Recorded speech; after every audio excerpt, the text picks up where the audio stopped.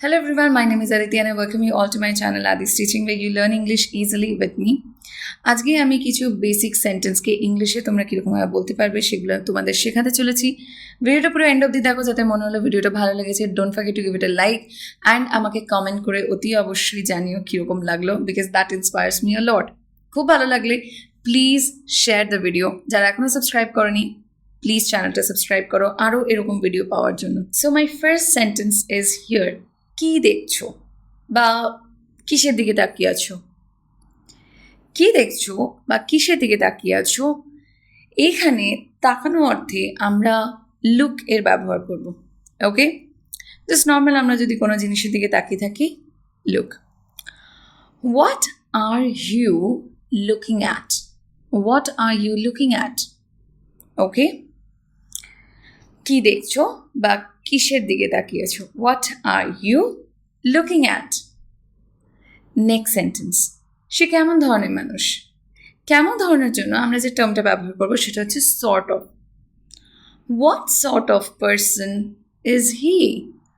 He is বলবো না, is he বলবো, বিকজ এটা অলরেডি আমি তোমাদের টেন্সে কভার করে দিয়েছি স্ট্রাকচারটা। ইজ সবসময় বি ভার্ব আগে বসবে, তারপর সাবজেক্ট বসবে, রাইট? কোয়েশ্চেনের ক্ষেত্রে what sort of person is he. Okay, আচ্ছা, পরের সেন্টেন্সটা, এই ধরনের জিনিস বলবে না, এই ধরনের জিনিস বলবে না। Don't say. যখন আমি কাউকে কোনো জিনিস বলতে না করছি তখন আমি বলবো don't say. Don't say this, এটা বলবে না, ডোন্ট সে দিস। ওকে, না এরম ধরনের জিনিস বলবে না। Don't say things like that, don't say things like that, or don't say things like this, don't say stuffs like this. ওকে, এরকম ধরনের জিনিসপত্র বা এরকম ধরনের বিষয় আমাকে বলবে না। don't say stuffs like this. Fine. যখন আমাদের কোনো জিনিস পছন্দ হচ্ছে না, আমরা এই বিষয়ে আর শুনতে চাই না, তখন এই সেন্টেন্সটা আমরা ব্যবহার করব। আচ্ছা চলো দেখি পরের সেন্টেন্সটা। আজকে লাঞ্চে কী রয়েছে? আজকে লাঞ্চে কী রয়েছে? What's there for lunch today? What's there for lunch today? নাও নেটিভ স্পিকার্সরা অনেক সময় এই সেন্টেন্সে দেয়ারের ব্যবহার করে, কোনো মিনিং নেই, জাস্ট দেয়ারের ব্যবহার করে। এই সেন্টেন্সটা তোমরা এরমভাবে বলতে পারো, what's for lunch today? That means what is for lunch today? লাঞ্চে আজকে কী রয়েছে? চলো পরের সেন্টেন্সটা দেখি। তুমি কি বইগুলো ব্যাগে রেখেছো? হ্যাভ দিয়ে আমরা এখানে কোয়েশ্চেনটা করব। Have you put the books in your bag? Have you put the books in your bag? যদি আমি বলি যে আমি বইটা ব্যাগে রেখেছি, তাহলে কীভাবে বলবো? I have put the books in my bag, right? না এটাই যখন কোয়েশ্চেন হচ্ছে, হ্যাভটা আগে চলে এসে এই সেন্টেন্সটা ফর্ম করছে। Have you put the books in your bag? Okay, চলো পরের সেন্টেন্সটা দেখি। তুমি কি তোমার বন্ধুকে কল করেছিলে? এখানে ডিড দিয়েও আমরা কোয়েশ্চেন করতে পারি, হ্যাভ দিয়েও করতে পারি। যদি আমরা কোনো একটা পার্টিকুলার টাইমে অতীতে বন্ধুকে কল করেছিলাম কিনা সেটা জিজ্ঞাসা করছি, বা করেছিলে কিনা সেটা জিজ্ঞাসা করছি, তাহলে ডিড দেওয়া হবে। Did you call your friend? For example, did you call your friend yesterday? Okay, or did you call your friend in the morning? সকালে কি তুমি তোমার বন্ধুকে কল করেছিলে? বাট ইন জেনারেল যদি আমি বলি, তুমি কি তোমার বন্ধুকে কল করেছো বা তুমি কি তোমার বন্ধুকে কল করেছিলে? Have you called your friend? Have you called your friend? Okay, চলো পরের সেন্টেন্সটা দেখি। তাদের প্রত্যেকের কাছে একটা বাইক আছে। তাদের প্রত্যেকের জন্য যে টার্মটা ব্যবহার করবো সেটা হচ্ছে ইচ অফ দেম। তাদের প্রত্যেকের। যদি আমি বলি আমাদের প্রত্যেকে, ইচ অফ আস। ওকে, তাদের প্রত্যেকে ইচ অফ দেম, আমাদের প্রত্যেকে ইচ অফ আস। এই ছোটো ছোটো টার্মগুলো শেখো। যদি আমি বলি তাদের প্রত্যেকের কাছে একটা বাইক আছে, ইচ অফ দেম আছে অর্থে আমরা কি ব্যবহার করি? হ্যাভ বা হ্যাজের ব্যবহার করি। বাট এখানে যেহেতু ইচ বলছি তার জন্য এখানে হ্যাজের ব্যবহার হবে, হ্যাভের ব্যবহার হবে না। ইচের পরে সবসময় সিঙ্গুলার যায়। Each of them has a bike. প্রত্যেকের কথা বলছি তাই সেই ক্ষেত্রে সিঙ্গুলার হচ্ছে, তো তার জন্য হ্যাজের কথা হচ্ছে। দেমটাকে দেখো না, ইচ ওয়ার্ডটাকে দেখো, ইচের জন্য এখানে হ্যাজের ব্যবহার হচ্ছে। Okay, so each of them has a bike. Next sentence দেখি। যদি আমি বলি যে তাদের প্রত্যেকের কাছে একটা করে নতুন বাইসাইকেল আছে, তাহলে কি হবে? Each of them has a new bicycle. Okay, পরেরটা দেখো। যদি আমি বলি তারা প্রত্যেকে আমাকে কংগ্র্যাচুলেট করেছিল, কি হবে? Each of them congratulated me. Each of them congratulated me. চলো দেখে নিই পরের সেন্টেন্সটা। আমি পায়ে মোচ খেয়েছি, এটা আমি কিভাবে বলবো? না, এটা এখন আমি তোমাদের সাথে শেয়ার করবো না। ভিডিওটা এন্ড অবধি দেখো, একদম ভিডিওর এন্ডে এই সেন্টেন্সটা আমি তোমাদের সাথে শেয়ার করব। আমি পায়ে মোচ খেয়েছি, এটাকে ইংলিশে কীরকম বলা যায়? আচ্ছা, মিনওয়াইল আমরা শিখি আর একটা সেন্টেন্স। দেখো এই সেন্টেন্সটা কিভাবে বলবে? কি নিয়ে ঝগড়া করছো বা কি নিয়ে যুদ্ধ করছো? সো এখানে যুদ্ধ মানে হচ্ছে হয়তো আমি কারোর সাথে লড়াই করছি কোনো জিনিস নিয়ে, সেই যুদ্ধ, বড়সড় যুদ্ধ না। দোনো বাড়িতে ভাই বোনের মধ্যে লড়াই হচ্ছে এবং মা এসে জিজ্ঞেস করছে কি নিয়ে লড়াইটা হচ্ছে, what are you fighting at? Okay, চলো পরের সেন্টেন্সটা দেখি। আমার দিকে একদৃষ্টিতে তাকিও না, don't stair at me.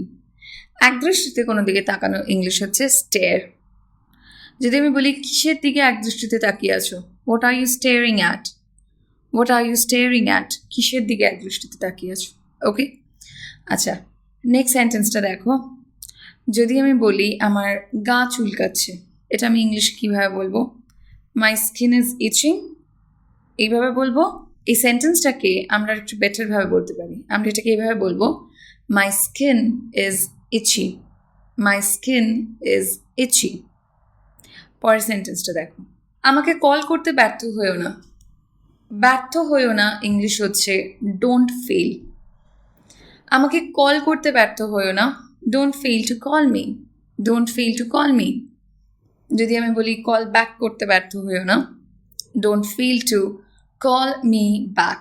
Don't fail to call me back. Next sentence. আমার সর্দি হয়েছে। আমার সর্দি হয়েছে কে আমরা ইংলিশে বলতে পারি, জেনারেলি সর্দি হলে নাক দিয়ে জল পড়ে, সো সেটাকে আমরা ইংলিশে বলতে পারি I have a runny nose. I have a runny nose. Okay, next sentence. তুমি আমার মুড নষ্ট করে দিলে। মুড নষ্ট করা ইংলিশ হচ্ছে স্পয়েলিং দ্য মুড। সো যদি আমি বলি তুমি আমার মুড নষ্ট করে দিলে, you spoiled my mood. You spoiled my mood. Next sentence. আমার ল্যাপটপ থেকে দূরে থাকো। দূরে থাকা ইংলিশ হচ্ছে এখানে stay away. Stay away from my laptop. Stay away from my laptop. আমার ক্যামেরার থেকে দূরে থাকো। Stay away from my camera. Generally I use this sentence, stay away from my camera, stay away from my things.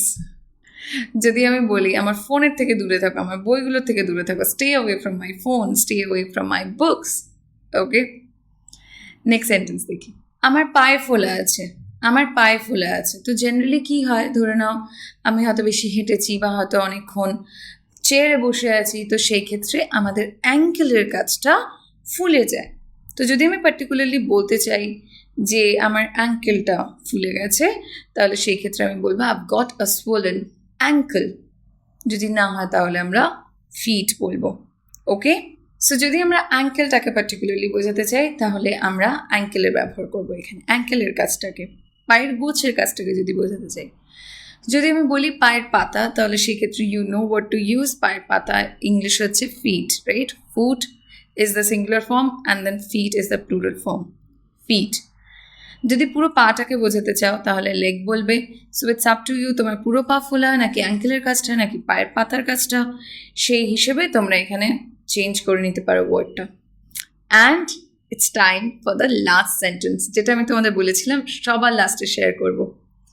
আমার পায়ে মোচ লেগেছে বা আমি পায়ে মোচ খেয়েছি, এটাকে আমরা ইংলিশে কিভাবে বলবো?